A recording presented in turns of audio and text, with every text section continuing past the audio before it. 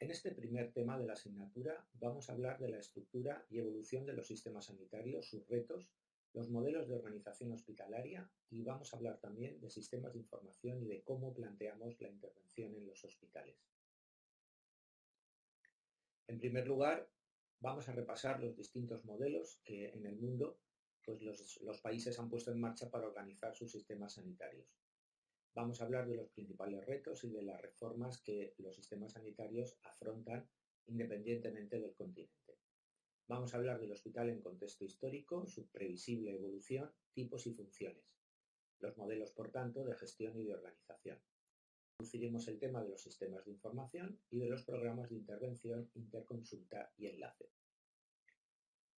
En el mundo podemos encontrar fundamentalmente tres grandes modelos. El primero de ellos se subdivide en función de la estructura y política de las administraciones públicas en lo que se conoce el modelo Beveridge o el modelo Semasco. En estos casos, los fondos son dependientes del Estado. En el segundo es el caso de los países con economías centralizadas, por ejemplo, la Unión Soviética o Cuba. En este modelo, la provisión corresponde a las administraciones públicas, normalmente vía impuestos. Es el caso de los sistemas nacionales de salud, en el caso europeo, de Irlanda, Reino Unido o de España. El modelo Bismarck se basa en fondos a su vez mixtos, públicos y privados. Dependiendo del país, esta proporción puede ser diferente, mediante un sistema de seguridad social. En muchos países iberoamericanos, el sistema de seguridad social es el imperante y es como el Estado, los gobiernos, facilitan la cobertura sanitaria. El modelo Bismarck se basa en la contribución de los distintos agentes sociales, empleados, empleadores, etcétera, a la contribución de los gastos sanitarios. Por lo tanto, es un modelo que se complementa con una red, en términos generales, de beneficencia o que se provee por distintas fuentes y en todos los casos, también en el modelo Beveridge, en los países que tienen este tipo de modelo, no en los del sistema Semasco, pues existe la sanidad privada, estrictamente privada. Y por último, tenemos el caso de otros países, como puede ser pues, en muchos países de Asia o en Estados Unidos, donde hablamos de un modelo liberal, es un modelo mixto, en donde conviven, por un lado, distintas compañías aseguradoras y provisión privada, y estas compañías aseguradoras compiten en el mercado en distintas condiciones. Estos son los sistemas sanitarios que se pueden encontrar en los distintos países y en el material de estudio tienen una lectura que introduce sobre estos sistemas, que los describe y que da cuenta un poco de su evolución. ¿Cuáles son los principales desequilibrios que tienen los sistemas sanitarios? Pues, en primer lugar, hemos de reconocer que se trabaja sobre una premisa que hace compleja la relación entre profesionales sanitarios y los pacientes, que es la asimetría de información. Existe una enorme diferencia, una brecha clara entre la información y conocimiento que poseen los profesionales sanitarios y el que poseen los pacientes. Sí que es verdad que en las sociedades desarrolladas esta brecha se ha ido reduciendo, pero constituye uno de los elementos clásicos de la intervención. En muchas de las propuestas de intervención que ustedes van a realizar, uno de los elementos fundamentales va a ser siempre el cuidado informacional. Precisamente ese cuidado informacional tiene su origen, tiene su base, tiene su razón de ser en esta brecha, en esta asimetría de información entre el proveedor de la asistencia sanitaria y el receptor de esa asistencia sanitaria. En segundo lugar, otro de los desequilibrios tradicionales de los mercados y de los sistemas sanitarios estriba en lo que denominamos relación de agencia. ¿En qué consiste? En el que el profesional sanitario, fundamentalmente el médico, actúa en representación del paciente y toma decisiones que afectan a su salud. De ahí que el consentimiento informado, de ahí que el reequilibrio de esa información y de esa toma de decisiones, de ahí que determinado tipo de técnicas, como puede ser la entrevista motivacional en el caso de los pacientes que cursan con condiciones crónicas, se hayan ido introduciendo de manera sistemática para reducir esta brecha que supone el concepto o el enfoque de relación de agencia. En tercer lugar, los sistemas sanitarios se constituyen como burocracias profesionales. ¿Qué significa esto? Pues que hay un conjunto amplio de profesionales que poseen las técnicas, los conocimientos, que son los propietarios de los procesos, que por lo tanto se organizan de manera clásica en términos de la teoría de Weber de las burocracias profesionales. Son los propios profesionales del sector, los propios garantes de ese conocimiento, los que lo gestionan y los que lo desarrollan y por tanto los que tipifican conocimientos y actitudes. En último lugar, los sistemas sanitarios, una de sus características es la tecnocracia. Los profesionales sanitarios, tecnócratas, guían su conducta muchas veces más por criterios profesionales que por los deseos del paciente. Y este caso lo tenemos en intervenciones, por ejemplo, al final de vida o en otros contextos. Y estos cuatro elementos, asimetría de la información, relación de agencia, burocracias profesionales y tecnocracia, van a caracterizar a todos los sistemas sanitarios en una u otra medida. ¿Cuáles son los retos fundamentales que afrontan hoy en día los sistemas sanitarios? En primer lugar, el incremento exponencial de costes. En cualquier sistema de industria o de prestación de servicios se invierte en tecnología para reducir los costes. En el sistema sanitario, la inversión en tecnología incrementa los costes. En segundo lugar, el otro gran desequilibrio y el otro gran reto va de la mano el envejecimiento de la población y por lo tanto el aumento de la cronicidad. Esto realmente es positivo, puesto que demuestra que los sistemas sanitarios funcionan y que la intervención en salud ha tenido éxito globalmente y particularmente en todos los países. ¿Por qué vivimos más? El pago, la factura por vivir más, es que padecemos una serie de condiciones crónicas asociadas precisamente a este proceso de envejecimiento, EPOC, síntomas cardíacos, diabetes, hipertensión, etcétera, que provocan una necesidad de respuesta de los sistemas sanitarios y por tanto también una intervención distinta porque cada vez la atención resulta más compleja, los casos resultan o van acompañados de mayor incertidumbre y este es un reto común en todos los sistemas sanitarios. Realmente una de las cuestiones que vamos a estar viendo y que observamos en todos los países, por ejemplo, fruto de este desequilibrio, estriba en cómo los hospitales han ido reduciendo paulatinamente su número de camas e incorporando nuevos servicios como por ejemplo la hospitalización a domicilio. Cada vez más se trata de que el hospital es una organización dinámica, abierta, que trabaja en distintos contextos y esto viene motivado porque los procesos agudos se han ido reduciendo y en cambio los procesos crónicos se han ido incrementando de una manera notable. En la evolución de los sistemas sanitarios, lo que observamos es una búsqueda de la universalización de la cobertura mediante algún tipo de seguro público, ya sea financiado vía impuestos, los modelos que hemos visto al principio tipo Beveridge, o los modelos Bismarck basados en aportaciones de los distintos agentes. Pero en todos los países, de una u otra forma, desde Estados Unidos hasta Arabia Saudí, pues se están buscando procedimientos que en definitiva se resumen en una búsqueda de universalización de la cobertura sanitaria. Por otro lado, todos los sistemas sanitarios están enfrentando sistemas o propuestas para la contención de los costes que supone la atención a los problemas de salud, a los costes crecientes.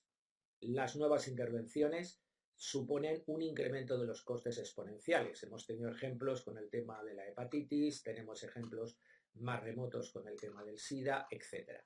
Por lo tanto, los distintos gobiernos han ideado y están poniendo en práctica pues, distintos sistemas para la contención de costes. Uno de los elementos que afecta a la estructura y gestión de los servicios médicos hospitalarios en cada sitio se denomina de una manera, pero para entendernos en términos globales utilizamos el término del contrato programa, es decir, un sistema parecido a lo que sería la gestión por objetivos. Estos objetivos asistenciales incorporan como uno de sus elementos el tema de la eficiencia, es decir, de la efectividad en función del coste. Por último, y en este sentido, pues se han ido introduciendo incentivos de mercado y competencia en los distintos sistemas. Y tanto en los modelos del Sistema Nacional de Salud como en el modelo de competencia entre aseguradoras o en el modelo de sistemas regulados de seguridad social, pues se han introducido mecanismos de competencia en los sectores y de descentralización de las decisiones con el objetivo de aumentar la eficacia y la eficiencia. En definitiva, allá donde vayamos, lo que vamos a ver, incluido el sistema público, es la incorporación de nuevos modelos y de sistemas de gestión que intentan dinamizar la dinámica de en este caso de los hospitales, sin perder sus objetivos fundacionales y sin perder de vista eficacia, eficiencia y utilidad. En este sentido, objetivos comunes de las reformas sanitarias han sido, en primer lugar, que los servicios sanitarios alcancen a todas las personas, que haya igualdad en el acceso a dichos servicios. El concepto de equidad es básica para todos los modelos sanitarios. Todos los países han ideado fórmulas para asegurar una mínima financiación o una financiación adecuada para los recursos sanitarios. La eficiencia macroeconómica, por tanto, ha pasado a tener un lugar en las agendas en la gestión y también, por supuesto, a tenor de los servicios. Uno de los elementos fundamentales y los casos prácticos que yo les propongo que afronten tienen que ver, y una de las preguntas es que cualquier intervención hemos de ver sus beneficios en términos individuales, clínicos, en términos sociales, en términos organizacionales y en términos económicos. Por lo tanto, esta eficiencia de la microeconomía a nivel de los servicios y unidades es uno de los retos, uno de los objetivos, una de las cuestiones que se persiguen ante cualquier intervención. Otra de las características de las reformas de los sistemas sanitarios estriba en la mayor capacidad de elección de los usuarios, de pacientes y sus familias, y en la independencia de quienes prestan los servicios sanitarios para evitar que las decisiones clínicas estén sobre todo o únicamente condicionadas por cuestiones económicas. En realidad, en todos los países tenemos tres agentes fundamentales, que son las administraciones que gestionan los recursos, los profesionales sanitarios y los pacientes. Y tenemos pues una serie de retos y una serie de circunstancias con las que tenemos que trabajar. La discusión entre los gestores y los profesionales gira en torno a la eficiencia y gira en torno también a cómo se puede gestionar mejor los recursos para obtener efectividad. En general, en todo el mundo se observa una cierta desafección entre las administraciones y los profesionales. El incremento de la demanda sanitaria en todos los países ha sido notable en los últimos años y esto es consecuencia, por ejemplo, uno de los problemas básicos en la mayoría de los sistemas son las listas de espera, lo cual provoca en ocasiones pues un cierto nivel de insatisfacción. La labor de la intervención en los hospitales por parte de la psicología de la salud debe de tener en cuenta todos estos factores y debe ser consciente del medio, de las condiciones y de las posibilidades de trabajar, puesto que no se trata de hacer la mejor intervención posible, sino una intervención concreta, cercana, realista, factible y que obtenga un valor añadido. Y ese valor añadido hemos de pensar que tiene también que responder a las necesidades de los distintos agentes. Por un lado, tiene que ser una intervención que ofrezca un resultado clínico apreciable para los pacientes, que añada valor en términos, por ejemplo, o de calidad de vida, o de información, o de condiciones para el autocuidado. Tiene que dar también cobertura a las necesidades de los profesionales, tanto actuales como futuras, y tiene que responder ante los gestores sanitarios y el sistema sanitario, porque no solo aporta soluciones y eficacia, sino que lo hace en condiciones razonables en cuanto al coste de las intervenciones. En definitiva, los elevados costes de la intervención sanitaria y también cierta desafección ciudadana con respecto a los sistemas están a la base de algunas de las reformas. En los países que siguen sistemas nacionales de salud, pues por ejemplo se ha trabajado o se han propuesto alternativas sobre el crecimiento de las plantillas o sobre los salarios. Ha habido sistemas de control presupuestario o se han introducido elementos de competencia pública. En los países con sistemas de seguridad social, pues se han introducido elementos de control mediante tarifas por servicios, se ha limitado la elección de los profesionales, se han congelado también las tarifas o se ha introducido mayores niveles de competencia entre las compañías aseguradoras. En este ámbito hemos de ver que ha habido un cambio radical en la forma en la que se trabaja. Aunque todavía seguimos hablando de la relación profesional médico-enfermero-paciente, hoy en día esto ya no sucede en ningún sitio. Los pacientes son atendidos por equipos profesionales, equipos multidisciplinares en los que intervienen distintos profesionales, desde farmacéuticos, enfermeros, psicólogos y, por supuesto, médicos. Por tanto, el contexto de la relación entre pacientes y profesionales de la salud ha cambiado radicalmente. Incluso yo les diría más. Las personas que a partir de los 60 años lo normal es que sufran una o más condiciones crónicas. Por lo tanto, un paciente no solo es atendido por un equipo profesional, sino que es atendido por un conjunto de equipos profesionales. Pensemos una persona con 62 años que cursa con EPOC, con diabetes o con hipertensión. Va a tener al menos 3 médicos referentes. Eso supone que hay 3 equipos de cuidados distintos.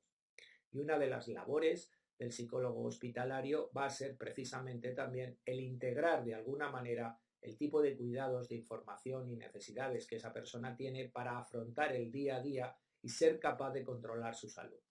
Otro de los elementos de los que hemos de ser conscientes y que veremos en el tema dedicado a la cronicidad es que la definición de salud, el concepto de salud y la manera, por tanto, de diseñar las intervenciones ha cambiado.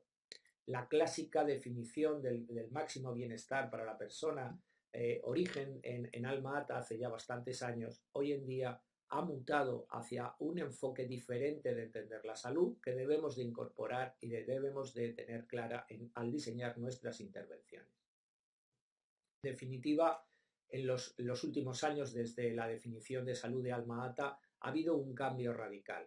Y ha habido un cambio radical precisamente por este proceso de envejecimiento que conlleva la cronicidad y porque también los ciudadanos y por tanto los pacientes exigen, requieren, necesitan cosas distintas y piden cosas distintas en su relación con el sistema sanitario, con los sistemas sanitarios y con los profesionales. El caso de la cronicidad, por ejemplo, de la diabetes, es un caso paradigmático porque mientras que, por ejemplo, una pancreatitis, un típico proceso agudo hospitalario, pues la intervención del profesional, vamos a decir así, es el 90% del éxito y el paciente poco puede hacer para mejorar su condición. En el caso de las condiciones crónicas, y ya digo, la diabetes es el caso paradigmático, el profesional es poco lo que puede hacer en comparación con lo que puede llegar a hacer el paciente. Por lo tanto, la motivación, la activación, la implicación en el autocuidado, el cuidado informacional, el conocer qué cosas son las que suceden y cómo hacerla y el ayudarle a ser el propietario de su propia salud son tipos de intervenciones características de la psicología que se llevan a cabo también en el ámbito hospitalario, no solo, pero también fundamentalmente en el ámbito hospitalario y que van dirigidos a lograr efectividad terapéutica por estos equipos multidisciplinares que yo antes les describía. Hemos de entender que se han producido cambios significativos en el entorno. Hoy en día hablamos de pacientes activos, estamos hablando y buscando fórmulas para la integración y continuidad asistencial. Todos los sistemas sanitarios declaran y buscan desarrollar una atención centrada en la persona, centrada en el paciente. Por lo tanto, el autocuidado ligado a ese paciente activo es uno de los elementos fundamentales. Yo les invito a que busquen información sobre los programas de paciente experto que desde hace años ya se vienen implantando en los sistemas y que es una oportunidad y es un claro ejemplo de cómo desde la psicología de la salud se interviene en el ámbito sanitario. Hay, en definitiva, nuevas fórmulas y nuevas formas de interacción entre pacientes y profesionales y estamos en un entorno que hablamos de coproducción, puesto que profesionales y pacientes encuentran un espacio común para tomar decisiones conjuntas. Esta brecha de información que yo al principio les hablaba la estamos intentando superar mediante dinámicas de funcionamiento distintas en el proceso de interacción entre pacientes y profesionales. Si en los 60 o en los 90 el paradigma era todo para el paciente pero sin el paciente, hoy en día, en el siglo XXI, en esta serie del 2000 en adelante, 2018, 19 y desde ya hace unos años, el nuevo paradigma un poco viene representado por la frase de la doctora Coulter del Instituto Picker del Reino Unido: ninguna decisión sobre mí sin mí. Ya no solamente es un tema de consentimiento informado, es un tema de implicación y activación para que yo sea realmente el propietario de mi propia salud. Los sistemas sanitarios han ido, por tanto, modificándose y de ese paternalismo tradicional se ha ido pasando a un modelo de decisiones compartidas. No es que se haya logrado este objetivo, pero el tránsito en esta dirección es apropiado. Esto supone que el paciente deja de ser objeto de la atención para convertirse en sujeto de la atención y cambia la dinámica en la relación, puesto que los riesgos y la incertidumbre es compartida con los profesionales sanitarios. El paciente ha ido viendo cómo se incrementaba desde el principio de autonomía su capacidad de decisión, y este principio de autonomía es uno de los ingredientes básicos hoy en día de cualquier modelo de interacción. En esta pequeña broma en la que interactúa un paciente con el médico, pues el médico le dice: el dolor de su pierna derecha es porque usted está mayor. Y el paciente pues se atreve a responderle diciéndole: pues mire usted, esto no puede ser porque las dos piernas que tengo tienen la misma edad y una me duele y la otra no. Esta pequeña broma, este pequeño chiste, representa el cambio en el modelo de relación entre pacientes y profesionales. Hace unos años el paciente no respondía, hoy en día quiere, pregunta, y estamos en un entorno completamente distinto.